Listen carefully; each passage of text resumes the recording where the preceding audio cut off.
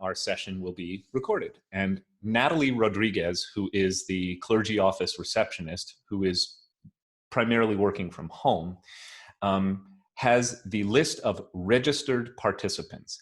If you're on her list, which means you emailed to register for the class at one point, and that could have been way back around Labor Day, or only recently when we moved the class online for the spring semester. Natalie has a list of who's enrolled, and on a weekly basis, she has been following up with you, either with PDFs that she wants to send around that I have prepared for the class. You won't be at a terrible disadvantage if you haven't been on the email, by the way, don't worry. But especially for those who couldn't make a session or multiple sessions, with the exception of one of these online sessions, we've been recording them. And then later today, I will take the recording, I will upload it to a YouTube channel, and then Natalie will send out an email within the next 24 hours so that if you or somebody you know who wanted to be present for today's class but couldn't make it, wants to be able to view the recording online, it will be available to anyone. If you would like to be on that email list, write this name down. Her name is Natalie Rodriguez, and she spells Natalie with two T's, N-A-T-T-A-L-I-E dot Rodriguez is R-O-D-R-I-G-U-E-Z at wrtemple.org. I will write that later in the chat. I will write that right now, as a matter of fact, in the chat window. And if you look in the chat window, you will see Natalie Rodriguez. And by the way, it's not case sensitive. So give me 1 second. Rodriguez at wrtemple.org. There. So that's her email address. It's in the chat window. You can copy and paste that and save it. That is only if you would like to be on the registered list. Don't worry, we're not going to like hit you up for a solicitation or make you write an essay on the afterlife. All you need to do is sign up just so you can get the weekly emails. On the subject of the continuation of our study, we are scheduled to convene today and next week. I have decided that I would like to continue teaching, but on a different subject. Please don't all chime in right now with feedback. That will be very hard for me to process. But what I am proposing is to continue a Thursday daytime class, probably picking up after Memorial Day. So we're going to have a couple weeks hiatus. Because Memorial Day and Shavuot are two very, very busy times, even while we're working remotely, for temple activity and confirmation. And I'll say more about some learning that we're going to be doing that's not related to my Thursday schedule, but that happens to take place beginning on a Thursday. So what I would like to do is propose that after Memorial Day, and I'll send this around again if you're on Natalie's list. That's the best way to learn the specifics, or the weekly e-blast, the electronic newsletter that you can sign up for from the temple website. Just go to the homepage, scroll down to the bottom right where it says stay informed. You can sign up for the weekly electronic newsletter. It comes out every Thursday morning, and it tells you all of the temple activities, and it provides links to any activity that is being offered online through Zoom, for instance, or through the temple live stream. I'd like to teach a class in Mishnah. Mishnah, I've referred to several times. It's really the first great work of rabbinic literature. If you are unfamiliar with it, that's the perfect reason to sign up for it. If you are already familiar with some Mishnah, and by the way, everyone in this room is familiar with at least some Mishnah, and that will be part of the joy of discovery. We'll be discovering what you already know and just not realizing when and how you learned it for the first time. We'll do a weekly Mishnah class, again, starting after Memorial Day. I will have a few weeks off in June and early July for summer vacation, and then we'll resume in the summer, and it will be the kind of thing you can just drop in. That you don't need to worry too much about consistency from one week to the next. And I hope that this will satisfy the craving for engagement and learning that I am hearing from many members of our community. And it will also, frankly, nourish something in me. My teaching is actually just a form of learning for me. And I find it incredibly enriching of my own learning to teach and study along with you. So I'll say more about that later on. But so next week will be our last official class on Judaism's views on death, afterlife, and immortality. But we're going to have a little bit more. Final few thoughts on this. We're going to be teaching today on the subject of how the encounter with what we could loosely call modernity shapes Jewish views on what happens after we die. That's the subject for today. It's the encounter with modernity. I fully anticipate that we will need to continue that study into the beginning of next week's class. And then I am preparing a lesson for the remainder of next week that I would like to call fun odds and ends. Things we didn't actually get to, but that make their way into the Jewish tradition, even though they never become mainstream the way immortality of the soul and even resurrection of the body I would describe as normative or mainstream Jewish concepts. Again, I know that is jarring to hear that bodily resurrection is a mainstream Jewish concept, but if it is being promoted by Maimonides because he feels that there's no way for him to say anything other than Jews believe in resurrection and this is widely known, it seems to me that that would be about as normative as it gets. In addition to concepts like immortality of the soul, resurrection of the body, we're going to look at some things that are a little bit more out there. For instance, the notion of Gehenna and Gan Eden, which correspond to hell and heaven. Believe it or not, Jews traditionally have a notion of a hell and a heaven, though it may not entirely line up with what Christians teach in some settings about hell and heaven. And we're going to look at a few ideas that reside in the realm of what could best be described as the occult. So we're going to look at ghosts and seances and some other interesting ways in which the boundary between the living and the dead may actually be blurrier than first thought. So I think it's going to be a fun lesson next week. Again, it's probably going to be a little bit of carryover from this week, so that's your main incentive to come. But if you'd like to hear some Jewish ghost stories and some other really outre stuff from the tradition, please come back at that time, same bat channel, May 14th, 10:15 a.m. It's the same Zoom link every week.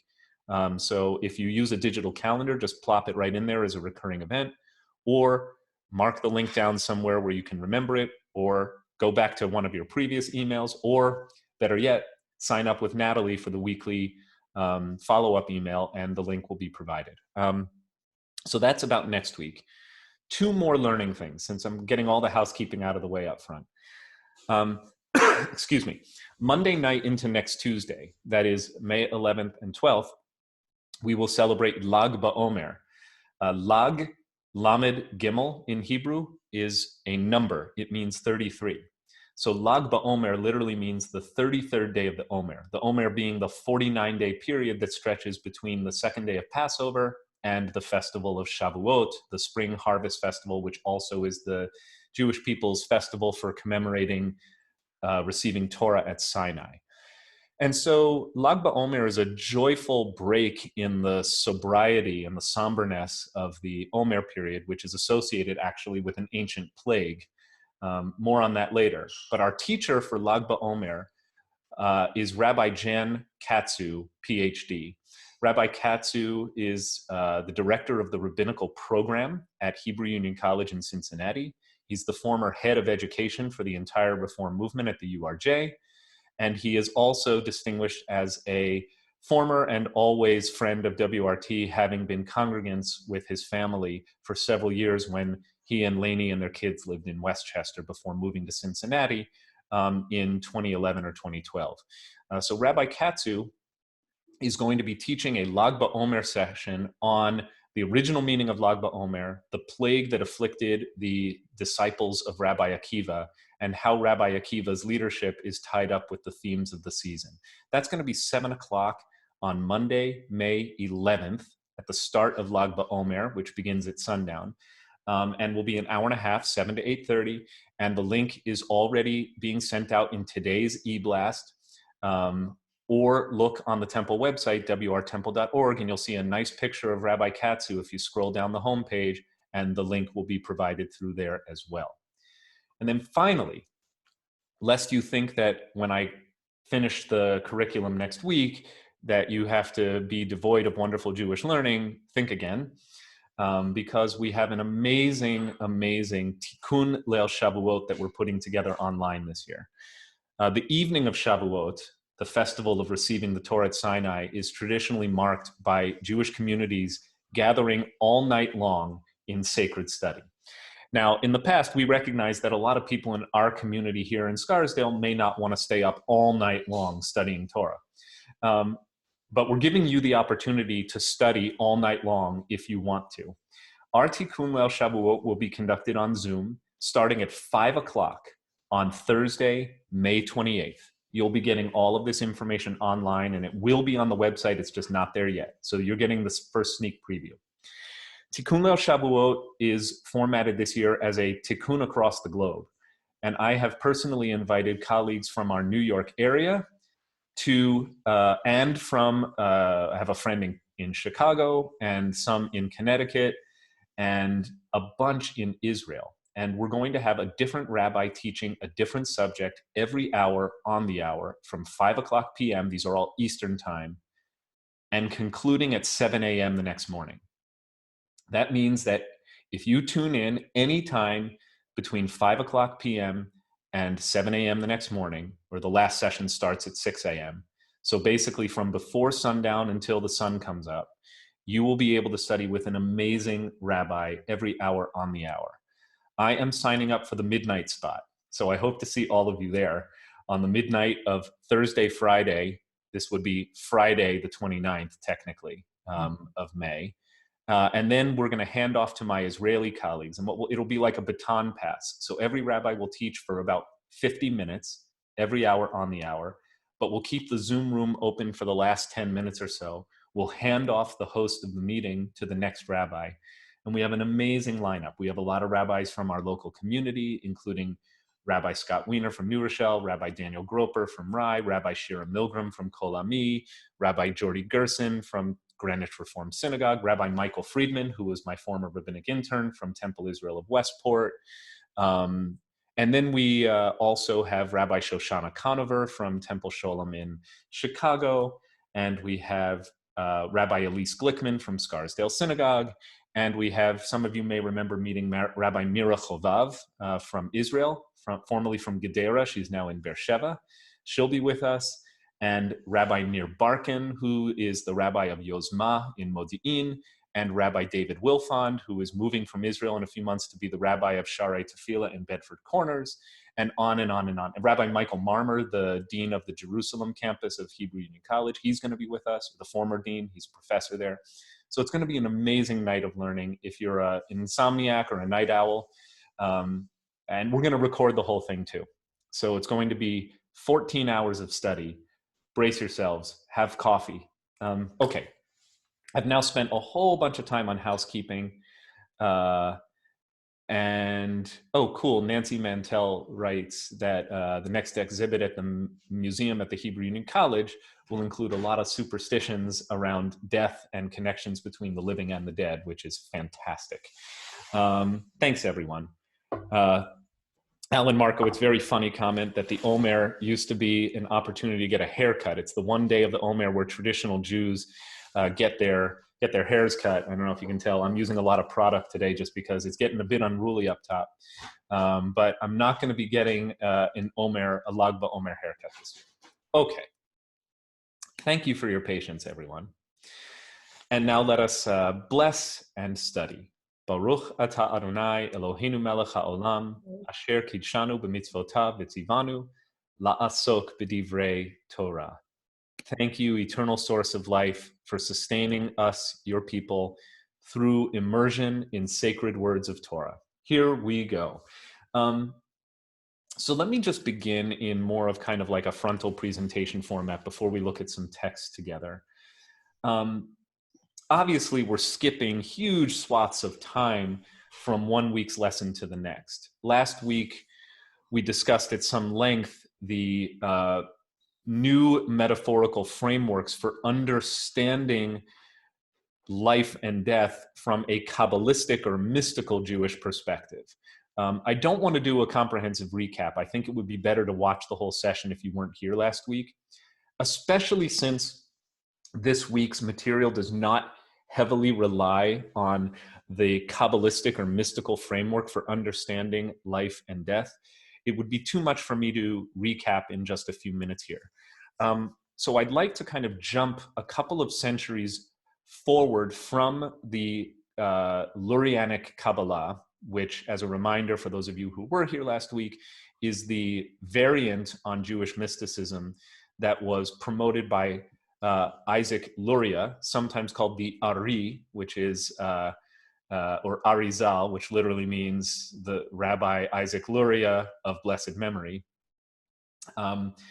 The Arizal or the Ari can still be experienced through the synagogue that bears his name in Sfat in northern Israel. And he was composing a new framework for understanding the meaning of life, and particularly from an experience of Jewish exile, and the way in which Jewish exile is a mirror for divine exile from the sphere of humanity, and particularly divine exile from the Jewish people, writing in the 16th century in Sfat.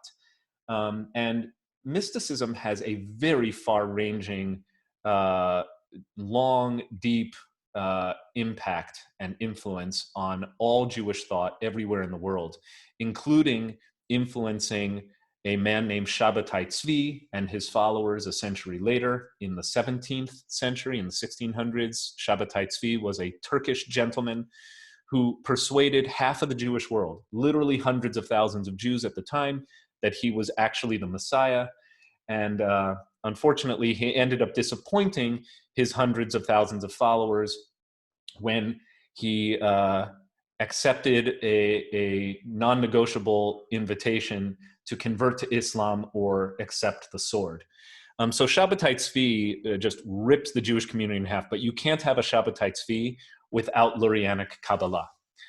But following Shabbatai Tzvi, the next great rupture in the Jewish community, and of course, I say the word rupture, which almost always connotes something bad, but I would like to invite us to live in the paradox or the oxymoron of the following phrase. And that phrase is one that was shared with me by a friend of mine who happens to be my executive leadership coach. His name is Jim. And Jim said, there's such a thing as creative destruction, and that you can't have innovation without tearing down. So that the two are actually linked, that in order to create, you need to destroy. And in order to destroy, sometimes you need to create.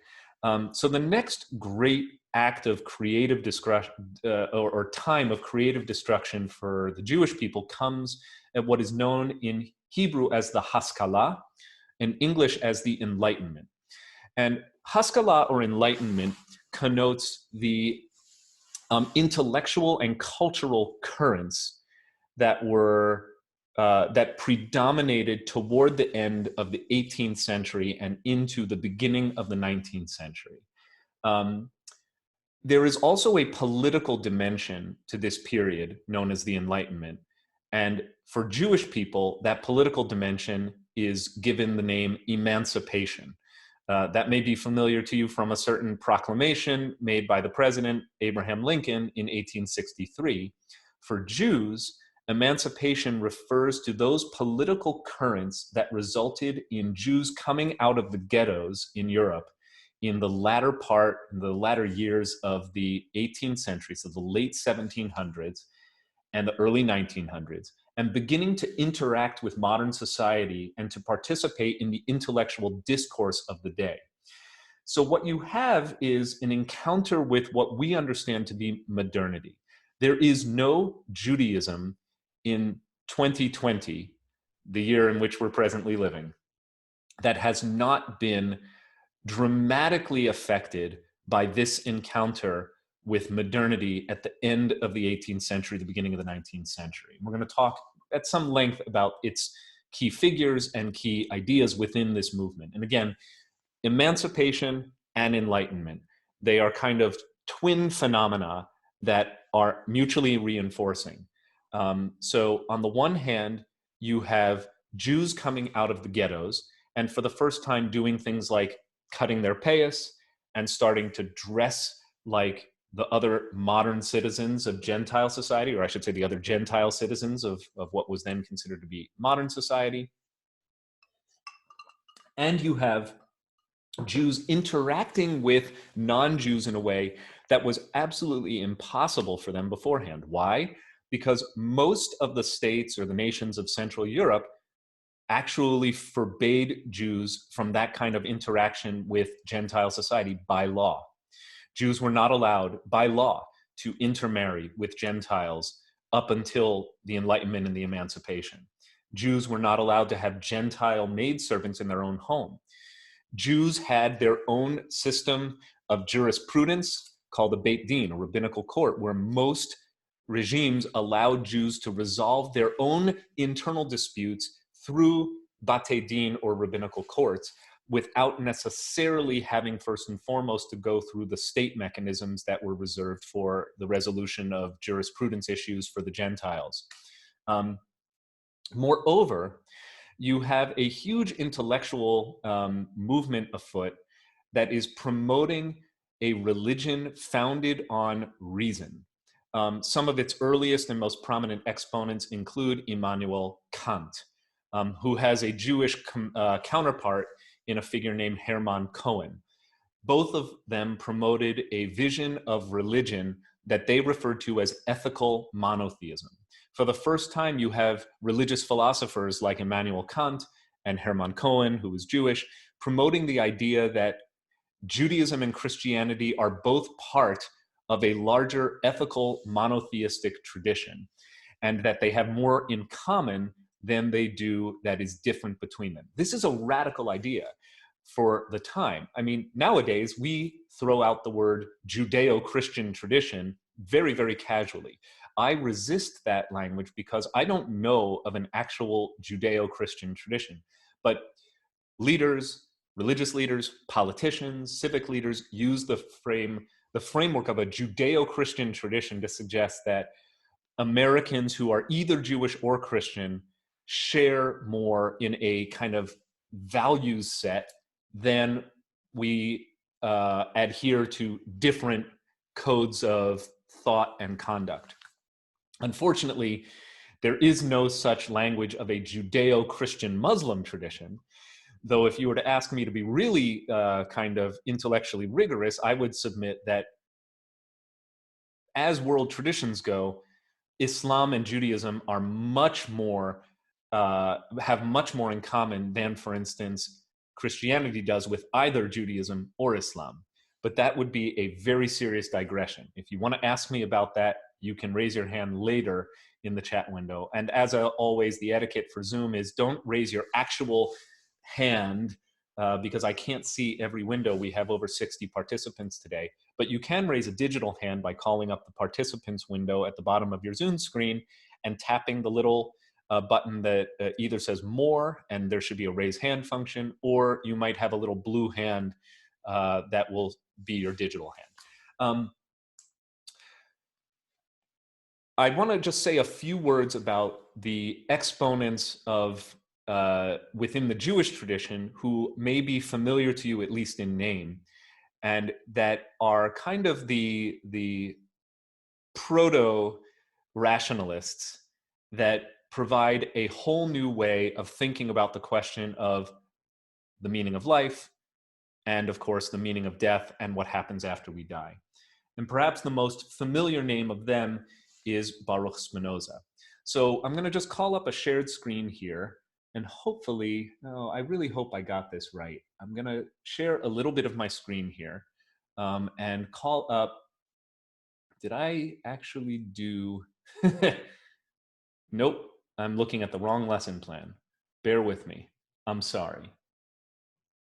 Oh, I really thought I had Spinoza up on the screen already. Okay, I'm going to try and get that in a moment. Sorry, I have so many windows open. I still am a little bit of a newbie when it comes to the screen share function on Zoom. I apologize. So Baruch Spinoza is a strong proponent of the Maimonidean idea that the teachings of philosophy and what a person might learn through intellect alone, through one's rational capacity alone cannot be incompatible with one's religious tradition. So in one sense, Spinoza is a Maimonidean in that he believes that if you are learning something from your inherited religious tradition that does not comport with what you have discovered from reason, rational intellect, science, philosophy, then it is your understanding of the tradition that needs to change, not the other way around. It is not a rejection of science. It's actually a rejection of the way in which people think of themselves as literally bound to their inherited religious traditions. And Spinoza is very much of a piece with that. Effectively, Spinoza, who is a pantheist, who believes that God is simply synonymous for nature, and Spinoza writes that way. Whenever Spinoza talks about God, he will say God or, like an appositive, a comma, or nature with a capital N. So for Spinoza, God and nature are one and the same. And although I don't have the text in front of me, I'm going to paraphrase for you.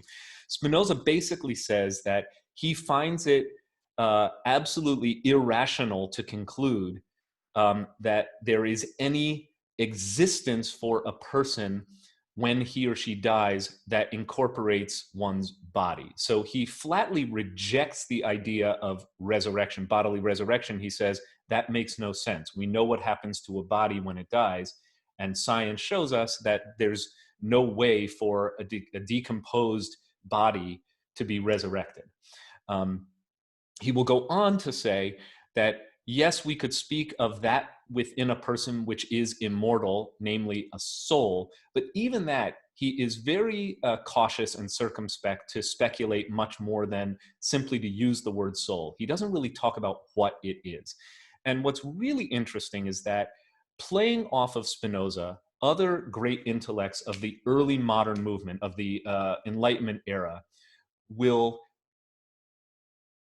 put their highlighter, will put the emphasis in their framing of what Judaism teaches or should be teaching about what happens after we die on the long-standing Platonic notion of the immortality of the soul. And that's a concept we introduced now a number of weeks ago.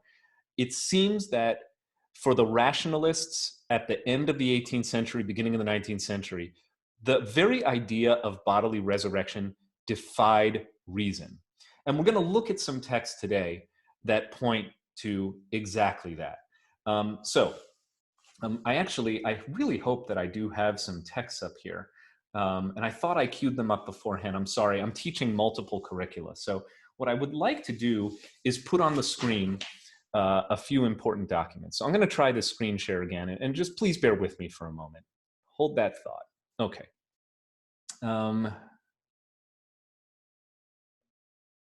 This is something to be shared. I sent around, oh gosh, I'm so sorry. Maybe this is it. One moment, please.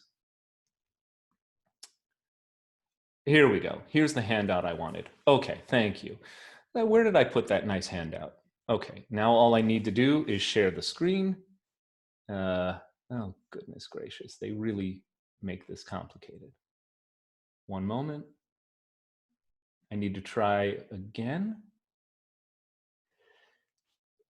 Here we go. Finally, thank you. I know the print is too small. I'll work on that right away.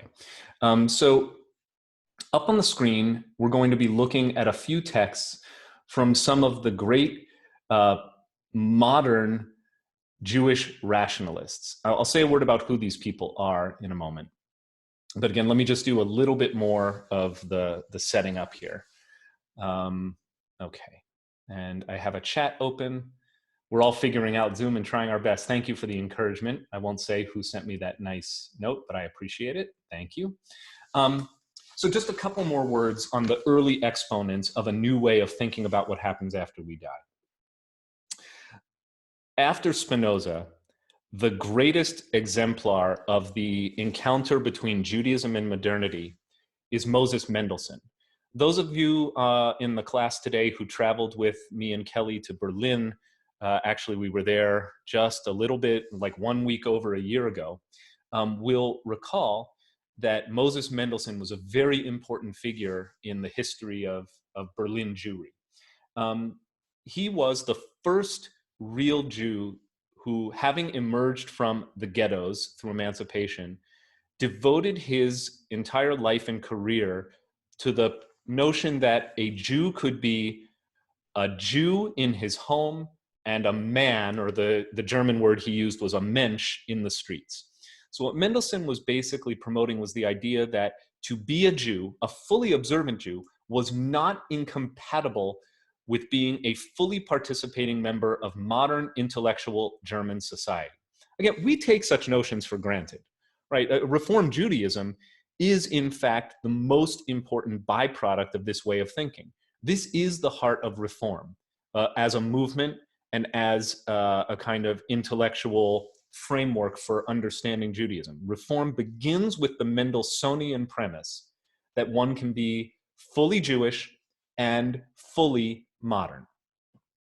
To some extent, every other Jewish movement that follows the Reform movement, and I'll say follows because Reform is actually the first movement within Judaism to be based on a new intellectual architecture for understanding Judaism. Before Reform, the only way Jews understood themselves as separately grouped from one another is generally by ethnicity and geography, right? So people would say, well, I am a Sephardic Jew. My ancestry dates to the Jews of the Iberian Peninsula, of Spain and Portugal and what have you. I am an Ashkenazi Jew. My ancestry dates to the borderland between France and Germany, a population that tend to migrate eastward over several centuries throughout the Middle Ages, most of whom ended up in what is called the Pale of Settlement, or the boundaried part of what is today Russia and the former Iron Curtain states. That's where most of your own ancestors came from. Maybe some of you are immigrants from that part of the world, but more likely your parents, grandparents, or even great-grandparents represent that migration of Ashkenazi Jewry. Mendelssohn breaks the mold and says once Jews are emancipated, by the way, the emancipation was chiefly led by the Napoleonic conquest. One of the first things Napoleon did when he came in, Napoleon saw himself as a great liberator. And in fact, other people saw him as that at first as well. Beethoven originally dedicated his Third Symphony to Napoleon and called it the Bonaparte Symphony. Later, in a fit of disillusionment with Napoleon, whom he discovered was no more than any other petty conqueror and egomaniac, he scribbled out Bonaparte and rededicated the Third Symphony as Eroica, the heroic symphony. I feel bad for a person named Norman who keeps trying to enter the Zoom, and I keep admitting him and he keeps getting kicked off. I'm sorry, Norman. I wish there were more I can do. It's not me. Napoleon, though, when he came in conquering to these different, European states and provinces and nations, the first thing he did was rewrite the charter and emancipate the Jews from the ghettos, giving Jews full status as citizens, which they had never had before in all of these Christian states. So it's fascinating. The relationship between the Jewish people of the late 18th century and Napoleon is actually one where we owe Napoleon a lot in our ability to escape from the confines of the ghettos. So we have in Moses Mendelssohn a radical new idea that a Jew can be a Jew and a modern participant in the nation state. He writes works of intellectual philosophy that have nothing to do with Judaism, but that are heavily indebted to Plato. One of them is called Phaedon, Phaedon. You can read about it in the Gilman book. And it's a treatise on the immortality of the soul, written as dialogues with Socrates. So Socrates is again invoked, but this time Socrates is kind of like a stock character in the mold of a modern Gentile German of his day, of Mendelssohn's day. And he uses this treatise to argue for the immortality of the soul. He never once raises the idea of bodily resurrection. Eventually, the strongest arguments that Jews emerging from this encounter with the Enlightenment and emancipation will raise on the subject of what happens after we die comes about by way of reforms to the liturgy. Let me just state that a little bit more simply. I said a few weeks ago that if you really want to understand what Jews believe, don't read works of philosophy, look in the prayer book. Starting in the very early 1800s, a billionaire financier named Israel Jacobson undertook two major infrastructural projects aimed at benefiting the Jewish community of Germany. The first was to create a Lehrhaus, literally a learning house or a school, where Jacobson's vision of Gentile boys and girls learning alongside Jewish boys and girls could be put into practice. And that's exactly what he did. Within 50 years, by the way, 75% of all Jews were being educated alongside German Gentiles. This is a fascinating, again, a total upheaval. Jews did not go to school with Gentiles before the emancipation. Jews would be educated in cheder or yeshivas, and Gentiles would go to schools and on to university.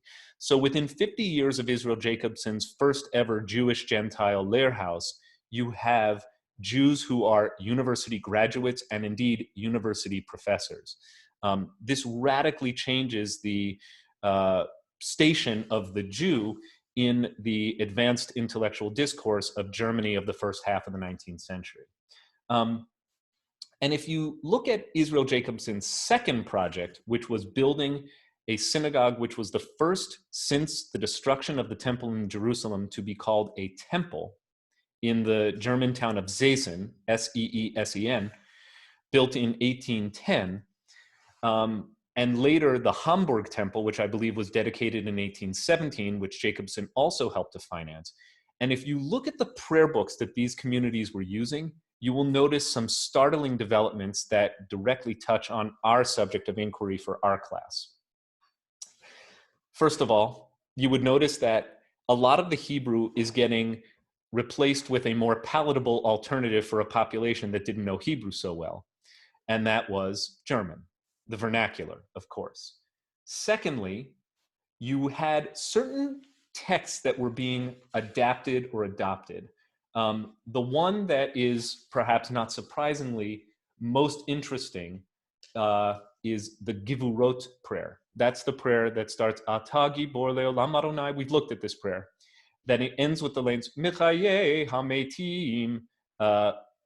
We praise you, God, who gives life to the dead.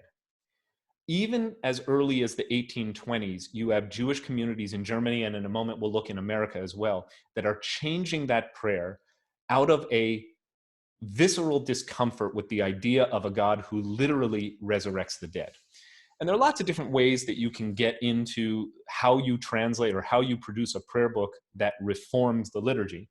One option is you keep the Hebrew, but you change the translation, and you're kind of pulling the wool over the eyes of congregants who don't know the Hebrew. They're just reading the translation. They don't even know that the Hebrew actually says something different. So you could preserve the Michaye Hametim clause in the Hebrew and translate something like God who endows living beings with immortality, as opposed to saying what it literally says, which is God who resurrects the dead. Another way to do it is you change the Hebrew, which is intellectually honest, but very jarring for people who are tied to the traditional language. And a third way is you don't change anything. And that's what even today an Orthodox prayer book does. So let's now look finally at some text. Now, what we're reading here is from an essay by Abraham Geiger, who is the intellectual architect of Reform Judaism. He is ordained as a rabbi as a young man, in his late teens, as a matter of fact, or by age 20. And some of this is a collection of writings that were only published posthumously. So we don't know exactly when Geiger wrote this essay. I'm going to try and blow the size of this up. That's a little too much, so that we can look at it together. Okay. It is natural that historical memories too, insofar as they relate to the history of our people, no longer have the significance which they once had. The people of Israel lives no longer, not even in the hearts and desires of the present. It is resurrected as a congregation of faith and only what touches it has an undisputed right to our concern. The exodus from Egypt will not lose its significance as the first cornerstone of the genesis of Israel, but it should no longer be given the exalted position which it has in our prayers, which as a national event outranks even the giving of the law at Sinai. The incessant repetition with which our prayers speak about this theme must go. So Geiger was himself not a liturgist. He was not a writer of prayers or prayer books, but he was the chief intellectual exponent of Reform Jewish values and views in the first few decades of the 19th century. Writing in Germany, Geiger, as a very young man, begins to undertake a comprehensive program to reform Judaism. Reform, note, is a present tense verb. Reforming Judaism, beginning with its intellectual architecture, basically saying we are both a people and a faith, but that which is unsubstantiated historically, including, for instance, the exodus from Egypt, must not be the only locus of our identity. Let's move on a little bit and see what else Geiger has to say here. Similarly, Amalek, the archenemy of the biblical Israelites, and his alleged descendant Haman, that's a name you all know, can no longer rouse in our hearts the revulsion which former days had for them. The sufferings of the Middle Ages, to be sure, will, as historic facts, not disappear from our memories, but they must cease to be the subject of prayer. Besides, many religious concepts have taken on a more spiritual character, and therefore their expression in prayer must be more spiritual. Notice what he's doing. He's basically trying to dissociate from the body of the Jewish people, our physical experience as a historic community, having especially been subject to countless episodes throughout our history of persecution, oppression, bloodshed, what have you, exile, decimation. And rather, let's talk about our spiritual character, whatever that may mean. And here's where things get really interesting. Besides, many religious concepts have taken on a more spiritual character, I'm right here, and therefore their expression in prayer must be more spiritual. From now on, the hope for an afterlife should not be expressed in terms which suggest a future revival, a resurrection of the body. Rather, they must stress the immortality of the human soul. We must eliminate the whole physical pictorialization of the divine household, the detailed description of angelic choirs and holy beasts, which is found especially in the morning prayers.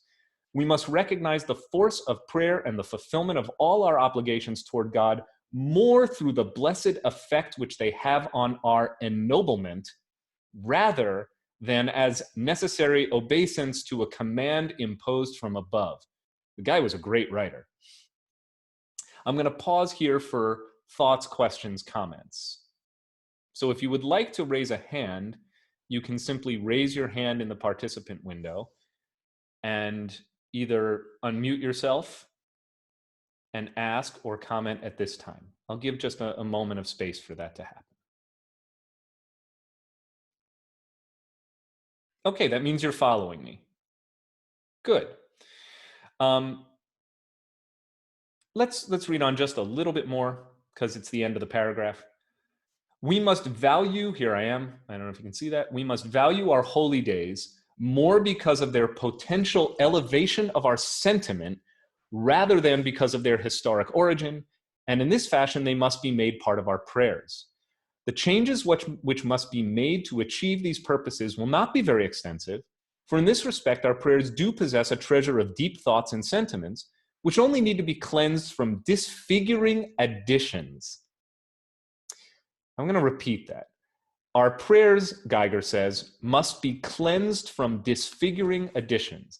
So Geiger is basically saying, look, there's wonderful stuff in our traditional prayer book that ennobles our spirits, that raises our character.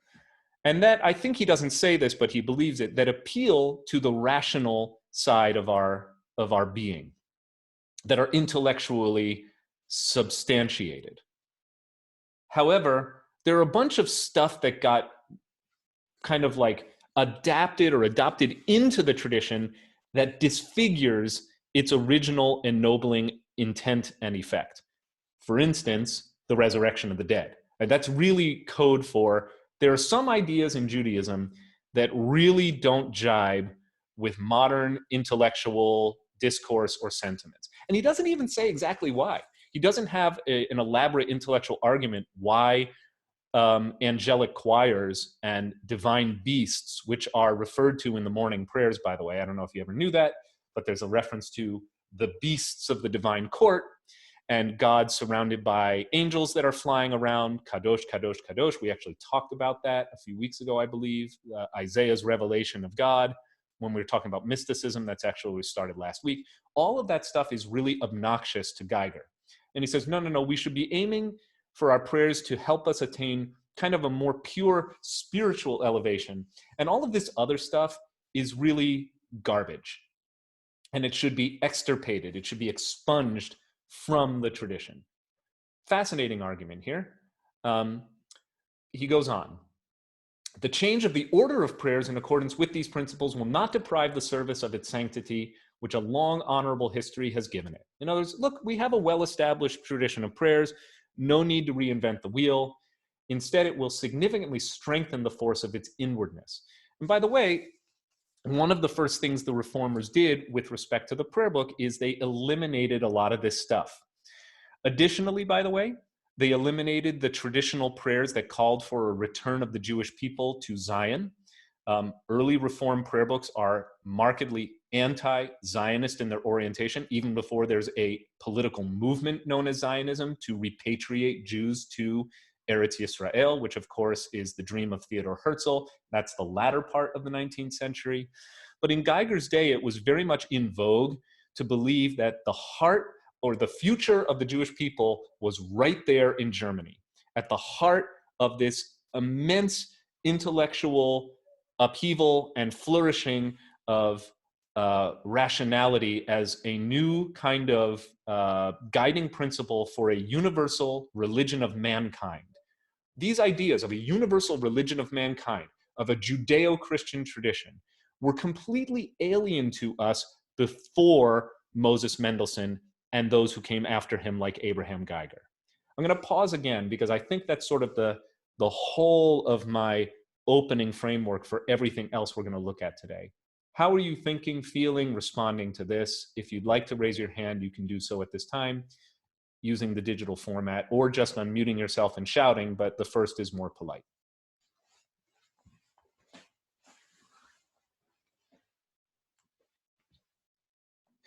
Judy Gross or Yvonne, you are now unmuted. Okay. Well, to a very large extent, my childhood. Yvonne, just speak up a little bit louder or closer to the computer. I'm saying my childhood and my exposure to religion and sort of the uniformity of Christian and Jewish religion was based exactly on what you're talking about. Our central synagogue that was founded by one of 7 people, one of them my forefathers, believed in exactly what you were saying, and so did the rabbis. And it's just interesting to me that when that synagogue was inaugurated, first privately, but then publicly, the leadership invited the Emperor Franz Joseph of Austria to come visit our town, which sort of was at the eastern edge of the Austrian Empire. And he did come, and he was well received. And many of the things that you talked about, going all the way back to Immanuel Kant and such, is something that sort of we grew up with without even knowing the name Kant. And that has influenced me, as incidentally also influenced, fast forward my relationship, my early relationship with Judy, who came from a very, very different background. And I'm happy to say that we reconciled ourselves. There was never any big dispute, but I called myself a neolog, which was sort of the expression used in our hometown rather than the word reform. And Ivan, will you remind the community where your hometown was? Yes, absolutely. Now it is part of Romania. It was Timișoara, which is the Romanian word, Temesburg, which was the German word, but most often referred to as Temesvar because it was part of the Hungarian portion of the Austrian Empire, the Hungarian Austrian Empire. I want to add something that also adds to the dialogue here. Ivan's background was they were Jewish, but they were very, very assimilated Jews. So they identified as Jewish. They went to high holidays, synagogue, that was it. And Ivan was bar mitzvah, but it wasn't a big deal. My family, I'm from shtetl background, and we have gorgeous paintings from the 1860s that were in the home of Ivan's family. I said, those people who are on the wall of our home, and they're the ancestors, I walked into their home as a Jew who spoke Yiddish, they would look down on me. So there's another societal impact here as you're talking about the assimilated Jews and the ones who were back in the shtetl davening. Yes. Okay. Thank you so much. Thank you for sharing those kind of personal anecdotes that line up so closely with the trends and figures that we are exploring this morning. Yeah, quite correct. That Jews of the Mendelssohnian imprint and the Geigerian imprint and all who kind of fell into this revolution of reform did in fact disdain the Jews who were still attached to the ghettos. And some of this, remember, the emancipation was both incomplete and short-lived. So that while some Jews did in fact successfully come out of their ghettos and their shtetls in places like Germany and Austria, the further east you go, Poland, Hungary, Czechoslovakia, and all of the Russian states, those Jews did not come out of the ghettos in the same way or nearly to the same extent. And so what ends up happening is a real cultural split between Jews of German and Austrian backgrounds and Jews of Eastern European backgrounds. And that's why it really, when I say Eastern European, I specifically mean not German Austrian Jews. And to this day, that cultural divide exists. I mean, I have a lot of, look, I kind of joke often that every marriage that includes a Jew or even two Jews is an intermarriage of sorts.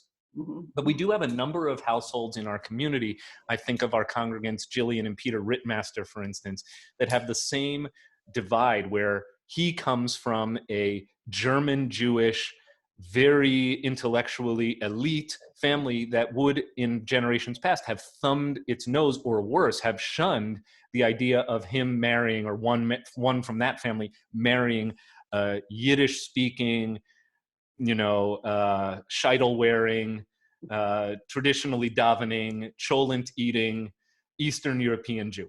And I'm kind of using this exaggerated language, but there really is a very wide divide between Schwarzwald Kirchtort and cholent. And cholent. Right, exactly. So Jews of the Geigerian ilk really saw themselves as above. They were elitist in the literal sense of the word, above the Jews who were not really emancipated, either politically or self-emancipated from the ghettos and all the things that came with shtetl life and ghetto life. Again, most of the people on the call this morning, I believe, Ivan is a notable exception, are more the heirs of the Eastern European shtetl experience, because your ancestors came over to this country. They emigrated most likely between the late 1870s or early 1880s and the 1920s. Again, there are people on this call who I'm sure defy that prediction, but that's generally, I know the makeup of my own congregation, and it's very consistent with American Jewry as a whole. Similar trends were underway in America. By the way, I have a question that I'll get to a little bit later about ethical culture and universalism. But the short answer to that question is yes. Ethical culture is an outgrowth of the German, Austrian, Geigerian, Mendelssohnian Jewish tradition. By the way, it's probably not to be missed that all of Mendelssohn's children and grandchildren, by the generation of Moses Mendelssohn's grandchildren, they all converted to Christianity, including his most famous, the most famous of his progeny, Felix Mendelssohn Bartholdy, the great composer, who eventually converted to Christianity in order to marry a Christian woman. So assimilation was in fact the name of the game, and it went so far in many cases as utterly to erase any Jewish identity. And that has always been the double-edged sword of Reform. I'm a very proud Reform Jew. I'm a very, very devoted Reform rabbi. And I love the fact that I can say with pride that when it comes to the congregation that I am privileged to lead, Reform is our middle name. But having said all of that, I recognize that the hardest part of being Reform is that the desire to assimilate, the full-throated embrace of choice, the full-throated embrace of modernity and participation in modern society also has meant a degradation of traditional Jewish learning, practice, and knowledge, and attachment. And so, I do lament the fact that if you really want to find, let me put it this way, that in communities of Jews who are very intentional about their Judaism and serious about it and joyful about it, that are also Reform, are few and far between. I feel very blessed to serve one such community. So I think, but we have our work cut out for us. We have to make sure that conservative and Orthodox Judaism are not the only streams that can claim the mantle of authenticity.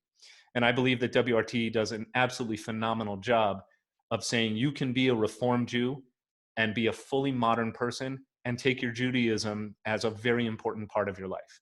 I think it's a real blessing to serve this particular Reform community. And of course, there are hundreds like us in this country, but it's hard. It's hard to be a Reform Jew. You really gotta, nothing is taken for granted. Okay, speaking of Reform Jewish American communities, the very first Reform Jewish community in the United States of America was a society of Jews who broke away from their congregation in Charleston, South Carolina, and called themselves the Reformed Society of Israelites. Charleston would also later, this is in 1824, 1825, led by their chief intellectual exponent, a guy who's a contemporary with Geiger, a little bit older than Geiger, a guy named Isaac Harvey, one of America's most important and influential Jews of the 19th century. Harvey leads a band of not that many people, it's a few dozen, mostly men, in an intellectual revolution in his home community of Charleston. And eventually, by the way, the project fails, but it spurs other movements, including the main congregation, which is KK Beth Elohim, which is the beautiful Greek classical revival building temple in Charleston that Kelly and I had the privilege of visiting last year, 2018, 2019, over New Year's weekend. And so we're just going to look at a little bit from of writing about the Reformed Society of Israelites. So this was about the split, the schism within this community, about the Reformed, or about this effort by Isaac Harvey and his followers. All they wanted to do was, for instance, hey, let's put an organ in the temple or in the synagogue so that it's not such a cacophony when people are praying. Let's have a choir, just like our Gentile friends do in their Protestant churches, so that we can actually hear beautiful music and it's not just, some cantor caterwauling. I'm deliberately putting on a bit of an act here to give you a sense of what I think was running through their heads. Let's dress like modern people. Let's have some more of the service in the vernacular, which would be English. Let's make sure that the rabbi can deliver a sermon in English and not, for instance, Hebrew, and on and on and on. They wanted a few modest reforms like this, namely to the liturgy and the way services were conducted. Their efforts, however, were treated with disdain, and now I'm reading. On constitutional grounds, the proposals were judged to have insufficient support for official deliberation. This is like every temple board, by the way. Like, they're having this discussion and okay, there's no agreement. It was only once they had been rebuffed that about a dozen men in January 1825 decided to form an independent Reformed Society of Israelites. So this is what happens in temples. If the board doesn't agree and there's enough dissatisfaction with the decision of the board, people break away. And by the way, hilariously, 9 out of 10 times, if you have a temple with the word shalom in its name, it began as a breakaway from another congregation. Because what happens, this is well attested, it's strictly anecdotal, I've never done a scientific study of it, but it's an inside joke. Everyone knows that if you put shalom in your name, it's because people who broke away said, no, we are the peacemakers. Everybody else was being a jerk. We're going to be a congregation of shalom. It's true. Okay, the following month, 43 individuals, that's what I said, a few dozen, accepted a constitution that declared far more radically than the petition that, quote, the great cause of many of the calamities with which mankind have been so often visited resulted from a blind observance of the ceremonial law, to the neglect of the essential spirit of revealed religion contained in the law and the prophets. Can we just unpack that for a minute? Basically, Rabbi and his followers are writing that blind observance of ceremonial religion, and notice how they are distinguishing between ceremonial law against essential spirit of revealed religion contained in the law and the prophets. So there's this, and this is a very pervasive idea. Geiger believes it, Rabbi and his followers in Charleston believe it, that you can bifurcate Judaism into that which is purely ceremonial or ritual, and that, by the way, is disparaged or derogated. And on the other hand, you have the essential spirit or the ethics or the noble part of the Jewish tradition, and that gets elevated or arrogated. I would say and again, I'm speaking to you from the lens of a rabbi who was ordained in the Reform movement in the year 2000, 20 years ago. So obviously I have to make a disclaimer that my perspective is, like all of ours, a product of time and place. My perspective is that this is a false dichotomy, that Judaism can't actually be split into the ceremonial and the ethical. But this is a very normative notion for the early reformers, and particularly when you read the ideologues, the exponents of the intellectual underpinnings of reform, this is what they want to emphasize, that you can take Judaism and cast aside anything that is ritual, ceremonial, superstitious. All of that is like the chaff, and the wheat, the kernel, is that which is ennobling of the human condition, that which is purely spiritual. We favor the spiritual, we disregard or derogate the physical. Again, I think this is a false dichotomy. I think that lighting Shabbos candles is both ritual, it's physical, it's tactile, it's tangible, but it can also be metaphorically or a metaphor for spiritual illumination, right? Why do we light Shabbat candles? There's a practical reason.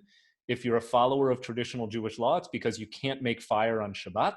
So you got to light your candles for your home, say the blessing, and then no more fire for 24 hours. But you might also say, look, ritual is nice. We are not just physically bringing light into our home, we are symbolically bringing light into the home as it gets dark on a Friday night. Light, warmth, a happy glow. In other words, the light is about more than just what it provides physically. It is a metaphor for something else, for the way in which Shabbat is elevated over the other days of the week, and on and on and on and on. So I don't think you can actually dissociate the ritual components of Judaism or the ceremonial components from that which elevates the soul. but that was a very normative view for its time. And you see it right here in this writing. The group also, this is fascinating, knowing what we know from 2 weeks ago. The group also adopted a 10-point creed based on Maimonides' 13 articles of faith, but differing from it on 4 salient points. So they basically said, yeah, we're going to take Maimonides' 13 articles, we're going to cut it down to 10. Let's start, 13 is too many. 10 is a nice Jewish number. And we're going to diverge on 4 important points. And most importantly, for the resurrection of the dead, it substituted immortality of the soul.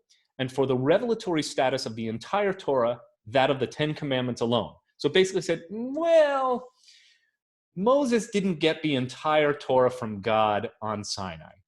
Only what was on the 2 tablets. Everything else was interpretation. Everything else is a little bit hazier. So the many parts of the Torah that, for instance, command genocidal combat against non-Israelite tribes, maybe that wasn't revealed by God to Moses. Many people today, like in 2020, would say, yeah, that whole thing in Leviticus that says that homosexual behavior between 2 men is an offense deserving of capital punishment by stoning, maybe that wasn't revealed at Sinai.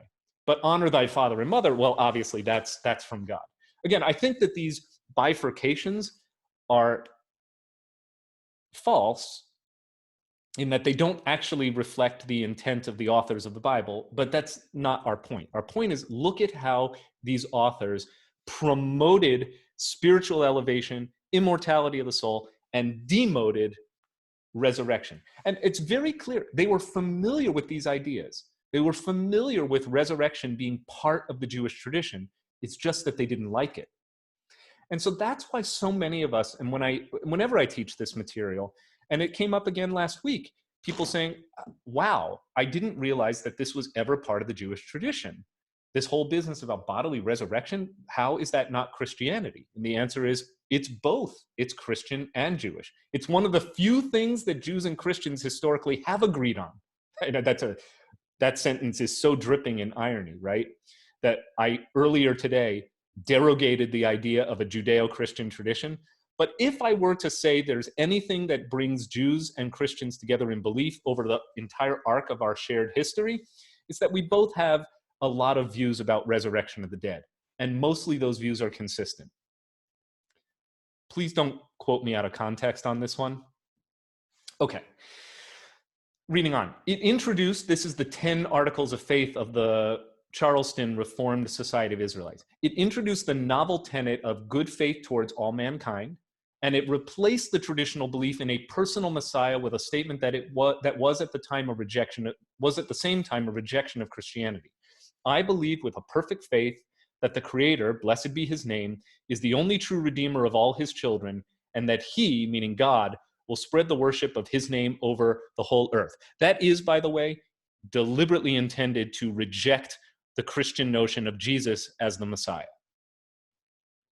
Probably to give ceremonial status to their creed, the society obtained 2 Hebrew paraphrases of the English, one by a Jew, the other by a Gentile. So really fascinating. And then just reading on a little bit, this is now 15, 16 years later. KK Beth Elohim, which you can still visit in Charleston, it is still a Reformed synagogue to this day, and so occupies a place of distinction in the Reform movement as the oldest continually operating Reform congregation in America. It is true that there are other synagogues in the United States that are older and that are Reform, but only Beth Elohim dates back to the 1840s as a Reform congregation. And by the way, it flip-flopped. At times it was Orthodox. It was a congregation before it was Reform. And this is after the Reformed Society of Israelites disbanded, by the way. At the first worship service in the new synagogue, remained almost entirely in Hebrew at first, the worship service in the new synagogue remained almost entirely in Hebrew and quite traditional, with only the organ music setting apart. That was one of the most consistent reforms that reformers in both Germany and America imposed on services. We want an organ because it will rein in the discordant and asynchronous davening that was the main expression of worship in Jewish congregations before Reform. However, Poznański's Reform impulse, he was a cantor, by the way, who was hired by this congregation's traditionalists on their board. This is a great story. They hired this cantor named Poznański, hoping that he will stem the tide of reform and put the reformers in their place, because he was known as a very traditional Central European cantor. It turns out that he becomes so in love with reform that he completely upends all the expectations of the board that hired him. He becomes one of the most radical liturgical reformers of his time. However, Poznański's reform impulse soon manifested itself again, this time affecting both theory and practice. He formulated a new English version of the Maimonidean Creed, which was inscribed in golden letters on white tablets and permanently displayed in the synagogue. The 12th principle was changed to read, "We believe that the Messiah announced by the prophets is not come, the prophecies in relation to his coming not being fulfilled." Essentially a denial of Christian claims. The tenet was heterodox only in not directly affirming Jewish messianism. The 13th principle, however, clearly substituted immortality of the soul for resurrection of the body, and Poznański's creed was soon condemned as leading astray from orthodoxy. So you can see that one of the kind of obsessive fixations of early reformers was to expunge resurrection from the record.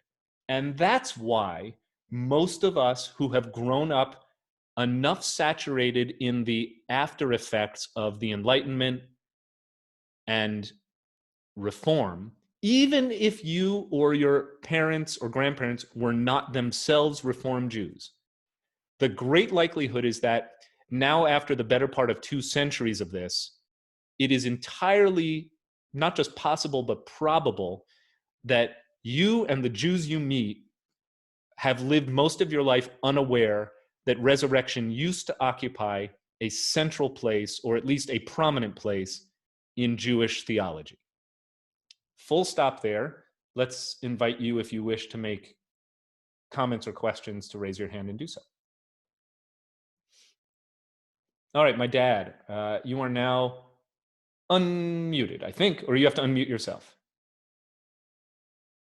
This was a comment that actually goes back to your discussion about the emancipation following Napoleon and the Enlightenment. And unfortunately, as you pointed out, it was really a temporary sort of thing and was never followed by the accumulation of political power, especially in Germany, despite the intellectual and scientific leaps of Jews at the time, much to the catastrophe that followed in the mid-20th century.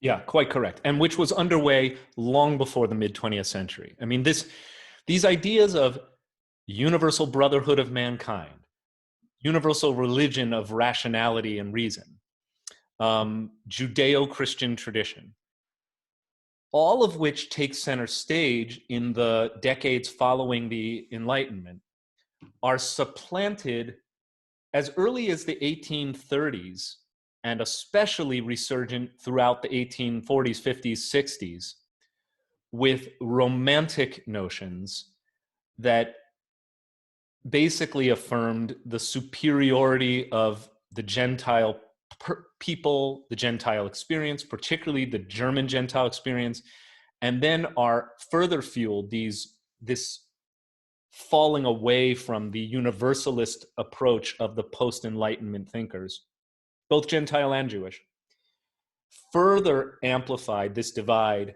by a strong embrace of German nationalism. So you have all of these countervailing forces against what the Enlightenment was originally all about. Really a thorough rejection. And of course, what for us Jews, this is primarily marked by is a resurgent anti-Semitism. As Moses Mendelssohn's greatest hope was that to be a mensch would be enough in German society. That's right. That tragically turned out not at all to be the case. Correct. It's tragic.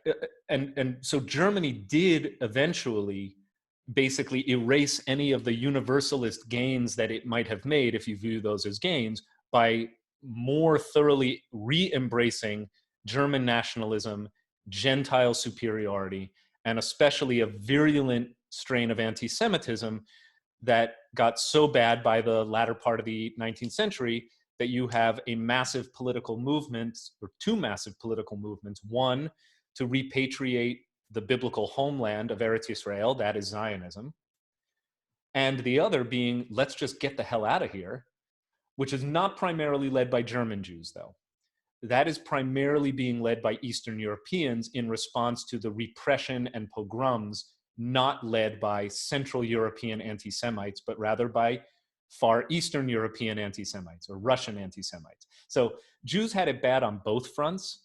The Jews, of course, who stuck around in Germany and Austria and Poland, anywhere where the Nazis conquered, were the worst off.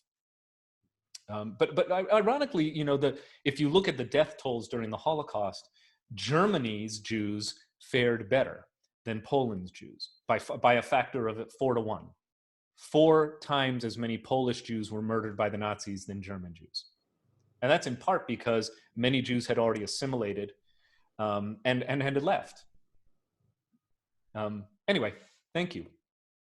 Yeah, all of the things that Geiger and Mendelssohn and Harvey, all of these things that they cared about so much ultimately came to naught in Europe. And this is part of the bigger story, I think, of why reform has been successful chiefly in the United States of America, but not in Europe. There are lots of reasons why. Again, these are all multifactorial. One of the biggest reasons is that America is founded on a constitutional guarantee of protection of the separation between church and state, and that the state shall not establish a state church. None of those guarantees were in place in Europe. Church and state never were out of each other's beds in any of these European countries the way they were by design in America. So America is uniquely compatible with what Reform Judaism needed in order to flourish. And that is why Reform Judaism is largely an American success story. And to the extent that Reform Judaism is succeeding outside of America, with the exception of Canada, where it has an indigenous kind of quality, but especially in places like Britain, France, Italy, and Israel, it's an export from America. The Reform Judaism that is, in smaller communities trying to succeed in the former Soviet Union and in Central Europe and in Western Europe and in Israel is all an American export. Without the indigenous protections governmentally, in other words, it's not baked into the way these countries have thought of themselves throughout very, very long histories. And so again, I think the eventual story about what Reform Judaism means in places outside of America is largely still unwritten and certainly unconcluded. Okay. Couple of chats in the window. I just want to see what people have written in. Yes, thank you. We have a comment here that says, our current Mishkan Tefillah prayer book, our Siddur, recognizes both immortality of the neshama, the soul, and resurrection of the dead. How reform of us. Yes, the newest Reform prayer book gets around this issue, and Gilman gets into a great length about how prayer books deal with this issue. So the newest approach of the Reform movement is, let's put the language of God gives life to all, Michaye Hakol in the Givurot prayer, and then in parentheses, Hametim, meaning the dead. God resurrects the dead. And you can choose. You can daven whatever you want. But of course, if the rabbi and the cantor and the choir are all singing Michaye Hakol, you might feel like a little bit self-conscious about davening Michaye Hametim from your pew. Certain members of my congregation, including people who ask this question, do not feel embarrassed to change the language. Good for you. That's Reform too. Other prayer books, if you remember Gates of Prayer, the Reform Movement prayer book that was published, I believe, for the first time in 1974, their workaround was this. Let's give the Jewish people who use this prayer book 10 different Shabbat services, or 7 different Shabbat services and 3 different weekday services. And the rabbi and the cantor will meet every week, and they decide, and these will have Roman numerals at the top. And each service had a different theme. I'm sure your rabbi never told you this, but if you study Gates of Prayer, it's a fascinating book. One service is more traditional. One service is more humanistic. And that's how you get around this. But here's what's really interesting. None of the services embrace the idea of resurrection of the body. That idea is reintroduced in Reform Judaism for the very first time in 2007. Only in 2007, when the new Mishkan Tefillah prayer book is published, do you have a reintroduction of a parenthetical option that if you want to say Mechayei HaMetim, you can. Part of, again, I knew that we would continue this conversation next week, so we're going to get to some of that as we go. I've got another question here. With regard to spiritual elevation over bodily resurrection, or the immortality of the soul over the resurrection of the body, to what extent was this promoted as an enlightened intellectual exercise over a need to continue to separate Judaism from Christianity in the wake of assimilation? That is a great question. I don't know. I am willing to make an educated guess, however, and then maybe, questioner, you can look into this too. I am willing to make an educated guess that assimilation was viewed as such a positive development for Jewish people that European Jews are not particularly interested in dissociating from Christianity, but rather demonstrating Jewish similarity to Christianity, and therefore would be more an expression of the former that you describe in your chat. In other words, the elevation of the idea of spiritual immortality over bodily resurrection, which is demoted by the reformers. I believe that they would have said, enlightened, intellectual, rational, reasonable religion demands that we reject bodily resurrection. And I have some language that substantiates my view on this. And then I have another question about graves, and I'll get to that. Okay. So we were talking about Poznański in 1841. Over the next few decades, the landscape of American Jewry and Judaism changes dramatically.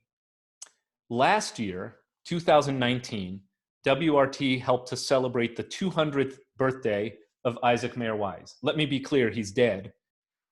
He would have been 200 years old. He lived to the age of 80 or 81, and his direct descendants, Jeremy and Randy Wise and their kids, are members of Westchester Reformed Temple. Isaac Mayer Wise, it is surprising that we're not going to be reading anything that he wrote. This is because Isaac Mayer Wise was not at heart a liturgical reformer so much as he was the architect of the infrastructure of American Reform Judaism. And that's a very important distinction. Wise would not have called himself, nor would want to be remembered, chiefly as a reformer of Judaism. What Wise really wanted to do was to create an American brand, an indigenously American brand of Judaism that all Americans could embrace. He succeeded beyond his wildest hopes, but not in achieving that goal. What he actually did was he created the largest and most, I won't say most important, he created what is now the largest movement of American Jews, the American Reform movement. But if you look at the institutions that Wise is responsible for creating, imagining into being, and developing the infrastructure and the resources to build, they include the Hebrew Union College. Notice nowhere in the name of the seminary of the Reform movement will you find the word reform. The Central Conference of American Rabbis. That's my union. It's my rabbinical association. Notice that as a member of the CCAR, which is basically the Reform rabbinate as a body, you will not find the word reform. Central Conference of American Rabbis. That's what Wise wanted. All American rabbis would be part of a new brand of American Judaism. And finally, the most famous of his organizations, the Union for Reform Judaism, or the URJ. Only that's not what he called it. That name is less than 15 years old, I believe, maybe 18 years old. It used to be called the UAHC. And if you grew up in a Reform congregation, you remember that you were part of the UAHC. Or maybe you went to a UAHC camp, like I did for a summer, Camp Harlem. UAHC stands for the Union of American Hebrew Congregations, where the word Hebrew is an old way of saying Jewish. In the 19th century, it was commonplace to refer to Jews as Hebrews or even Israelites. They meant Jews. They don't mean it's not about speaking Hebrew. So the UAHC, no mention of reform. The Hebrew Union College, again, Hebrew not meaning the language, but Jewish union. Notice how the word union comes up in all these. He wanted a union of all American rabbis, congregations, seminarians, all to be under the same umbrella. And he created that. The problem is not all American Jews fell in line with him. Why? Because at around the same time that Wise was investing every last one of his energies and resources and networks and connections, and he was a prolific writer, developing these institutions that would undergird the reform movement for the next 145 years or more, making HUC, by the way, the oldest institution of higher Jewish learning in the world. As he was doing this, a more radical breed of rabbis was coming of age in America, led by a guy named David Einhorn, who pulpited in Philadelphia and was what we would call a radical reformer.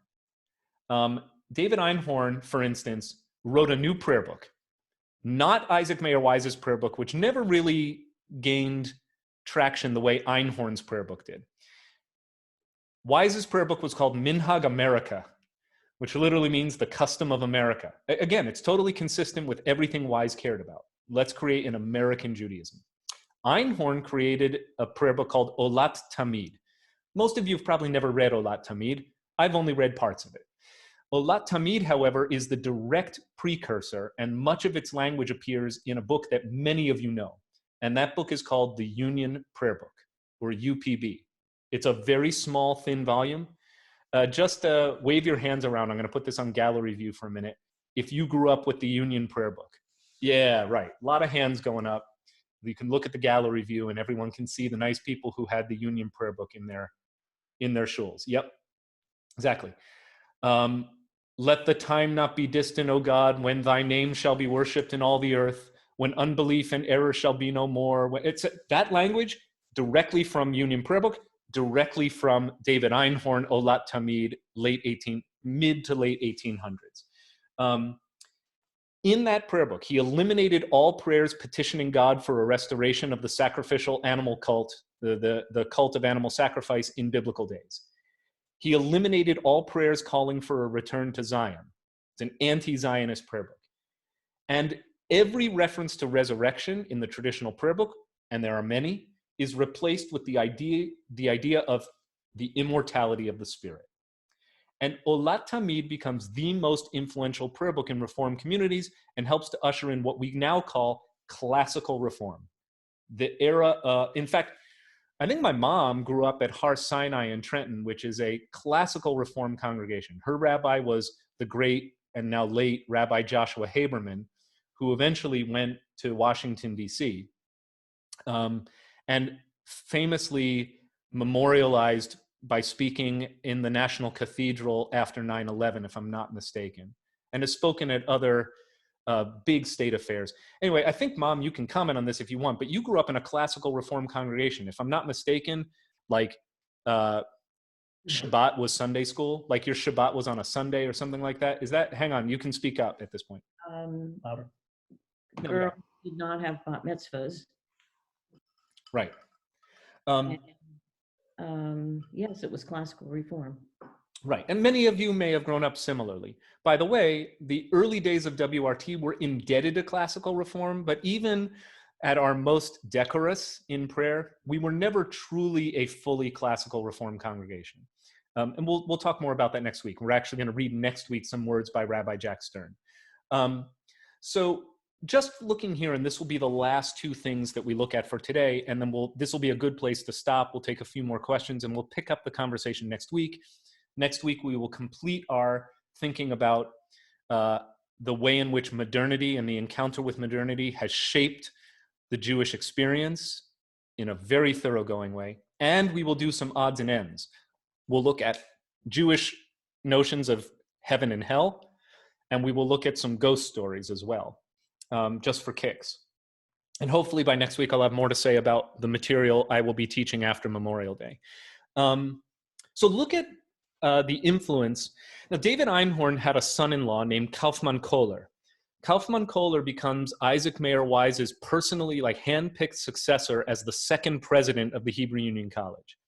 And he is chiefly responsible for convening a bunch of rabbis in Philadelphia in 1869. That's what we're looking at the top of the page. This document is known as the Philadelphia Principles, or the document of or simply the Principles of the Philadelphia Conference. This is not the document in its entirety. It's just one statement, but it's a fairly compact single pager that includes the following line. The belief in the bodily resurrection has no religious foundation, and the doctrine of immortality refers to the after existence of the soul only. It's a flat declaration. It's a complete distillation of the last 70 to 90 years of Jewish thought following the Enlightenment, following the first encounter with modernity and Jews being emancipated from the ghettos. Look at where it's now down to a simple declaration. Bodily resurrection does not exist within religion or within Judaism. And this idea gets further reinforced in the most famous foundational document of 19th century American Reform Judaism. You may have heard of this. It's called the Pittsburgh Platform. It is 10 principles, nice number. It's like a new 10 commandments for Reform Jews. And it really sets the intellectual stage for, again, classical reform. We assert the doctrine of Judaism, that the soul of man is immortal, grounding the belief on the divine nature of the human spirit, which forever finds bliss in righteousness and misery in wickedness. We reject, as ideas not rooted in Judaism, the belief both in bodily resurrection and in Gehenna and Eden, hell and paradise, as abodes for everlasting punishment or reward. He's basically saying that is not Judaism. And that is where we're going to conclude for today. So I'm going to stop the screen share. I'm going to allow those who want to make a comment. I have one comment from the chat window that came up. It was addressed to everyone. So Michelle Braun writes, Rabbi, at funerals, do you place Jerusalem dirt into the grave? Mourning, of course, the recent uptick. Yes, we are all mourning the recent uptick in memorials, very sadly, but I think necessarily we rabbis are in line with the public health recommendations that we should not be going out to graves to bury people. So for the last few weeks, we have had cemetery staff and occasionally one or two or three family members at the grave, and they will call us or Zoom with us from a mobile device, and we can offer prayers for the grave at our home. The decision to include a little pouch of earth from Israel to be sprinkled into the casket itself, not actually in the grave, though there's nothing wrong with putting it in the grave, is a standard option offered by most Jewish funeral homes in America.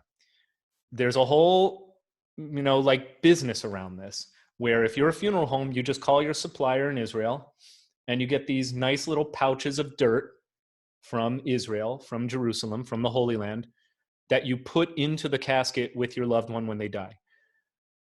I am blessed not to have had to lay to rest any family members in a very long time. My grandmother, Sally, my dad's mom, died a few months after I was ordained as a rabbi back in November of 2000. I'm guessing that we put Jerusalem earth in her casket as well. Most Jews say yes, but I don't know for sure because it's not up to the rabbi. It's part of the conversation that the family has with the funeral home, and it comes alongside, oh, do you want a tahara, a traditional washing of the body? Would you like a chevra kadisha to recite prayers over the body? Would you like Jerusalem earth placed in the casket with your loved one? What shape casket do you want? What materials? Do you want a plain pine box or something fancier? All of these decisions are part of the menu. I mean, this is really, it sounds crass, but it's just how it goes. And I'm sure many of you have done this conversation before. They're all part of the menu of options that Jewish funeral directors provide their customers. So it's really not up to the rabbi. Though when people ask, Rabbi, should I or shouldn't I? I try not to dictate. Or they say, what's that custom all about? I can say, oh, well, traditional Jews believe that having a little bit of earth from Jerusalem in your loved one's casket or grave will facilitate the resurrection of the dead at the Mount of Olives in Jerusalem. Usually, if most people actually knew that that's what's behind that, they might say, yeah, exactly. Michelle writes, the point of the earth is to lead back to Jerusalem for resurrection. Yeah, it's like a tunnel, like a dirt tunnel from Mount Eden in Valhalla, New York. That's a local cemetery, or Sharon Gardens, or Cedar Park Cemetery in Paramus, New Jersey. Putting a little Jerusalem dirt in your loved one's grave in New Jersey makes a magical tunnel so that when the resurrection happens, your loved one will be divinely ported over from Paramus to the Mount of Olives so that he or she can be resurrected along with the righteous who are buried in the Mount of Olives. That's the actual idea. Okay. Any other questions, comments, thoughts? Well, as always, I so love this time together, and I'm so happy to see your faces and to know that you, by joining us, that means that you are healthy, safe, and at home. Please stay that way. Please join us for Shabbat services tomorrow at 6:15 on our live stream on the website. Please join Rabbi Katsu Monday night for Lag BaOmer study. It's really going to be great. He's a brilliant teacher. And please consider coming back next week for the official conclusion to our study of what happens after we die, a Jewish perspective. Bye, everyone.